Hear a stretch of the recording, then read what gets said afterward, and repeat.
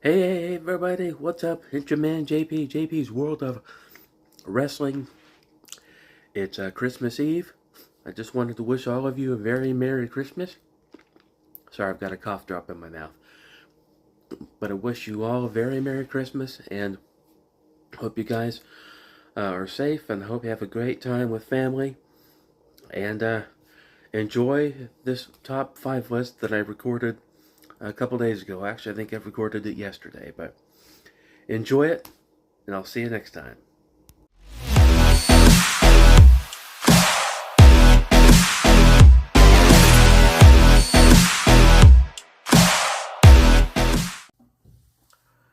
Hey, everybody, welcome back to JP's World of Wrestling. I am your man, JP, and right now I thought I'd take this time to do a top 5 list for you.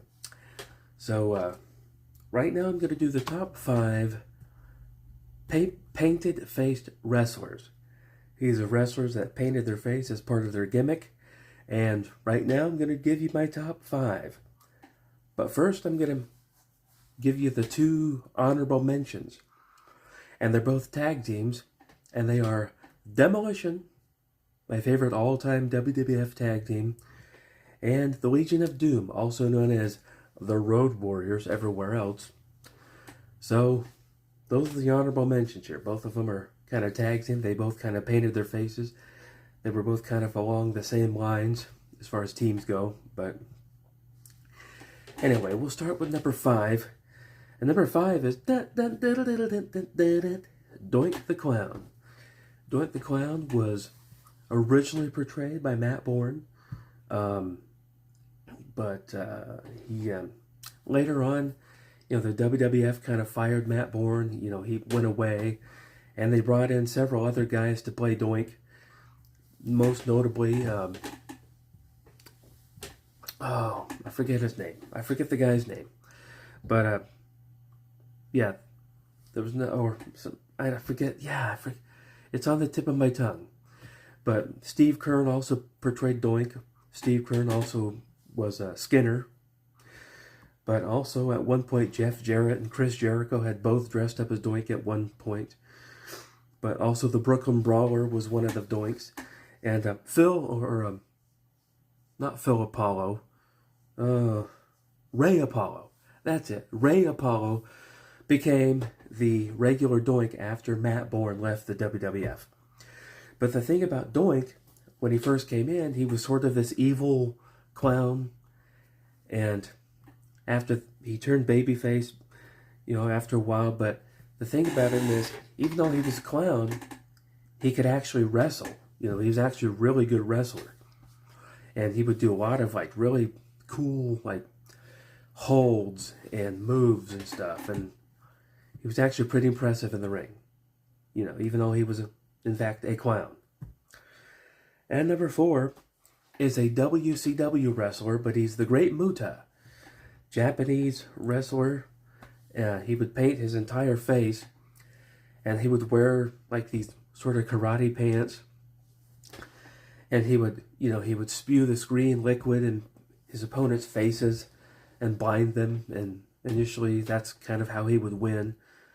But he was sort of like a ninja type wrestler, and he had a big epic feud with Sting, and he also was in the ring with guys like Ric Flair and Terry Funk. So the Great Muta, and actually he's still around, but now instead of face paint, he actually wears a mask. So Great Muta, number 4. And number 3, I'm going with the Ultimate Warrior.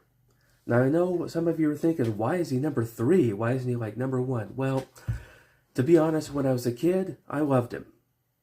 When I was a kid, I loved the Ultimate Warrior. But as I grew up and I kind of learned about the kind of guy that he really was behind the scenes, not so much. And, normally I wouldn't take people's word for it, but since I actually have had a chance to talk with the $1 Million Man, Ted DiBiase, who was there for that period of time, DiBiase confirms that Warrior was not a pleasant guy to work with behind the scenes. And which is something he didn't say about Hulk Hogan. A lot of people complain about Hulk Hogan. Oh, Hogan did this. Oh, he was a terrible person. Well, according to Ted DiBiase, he never had a problem working with Hogan. But he did have issues working with the Warrior. But the Warrior did have an impact. He definitely had an impact while he was there. He, with the face paint, the arm tassels, the big muscular build, the music, the whole presentation was great. He just wasn't really willing to, hone in his skills in the ring because he didn't feel like he needed it.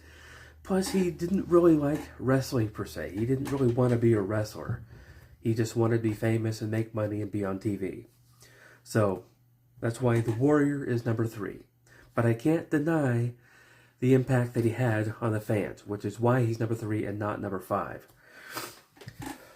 So, number 2 is the Ugandan beast, the Ugandan giant Kamala. Kamala was to me, in my opinion, one of the scariest wrestlers ever. He was just like this huge guy from Uganda, even though he was really from the South. And he wasn't really a dumb native. He was actually a guy that was just a normal guy like you and me, that was from the South. He sang, but his character, Kamala, he had these big epic feuds with guys like Hulk Hogan and The Undertaker. And, so he was a really, really memorable character. After leaving WWF, he went to WCW. He was part of the Dungeon of Doom. Yeah, that wasn't his best work. But in the WWF, he was absolutely a formidable opponent, especially for somebody like The Undertaker. So, Kamala, I love the guy. He was actually a very sweet guy, very kind-hearted guy. He was finally inducted into the Hall of Fame. Well-deserved. Kamala gets number 2. Which brings me to number 1, which of course is the Stinger. Sting. Steve Borden, WCW, big-time wrestler from WCW. He was like probably the biggest wrestler to ever come out of WCW. I would say the biggest wrestler never to wrestle for WWE, but that's not true. Late in his career, he actually did make a comeback, or actually he came into WWE very late in his career, like towards the end of it. And he had a few matches. He didn't win any of them. And I think WWE sort of botched his time there. But nevertheless, Sting gets my number 1 spot because I always loved him. I always thought he was great. I slightly prefer the blonde, flat-haired Surfer Sting over the black and white Crow Sting. But, his character had to evolve because the business was evolving.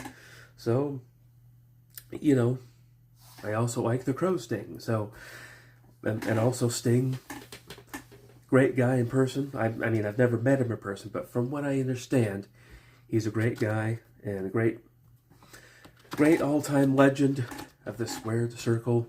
And he was in there with guys like Hulk Hogan and Ric Flair and all the legendary guys. Bret Hart, so anyway, that's my list, my top 5 for the top 5 painted face wrestlers. So, what are some of your favorite, painted face wrestlers? Leave them in the comments below. And that's going to do it for this video. So if you're new, feel free to like and subscribe. And I will see you next time.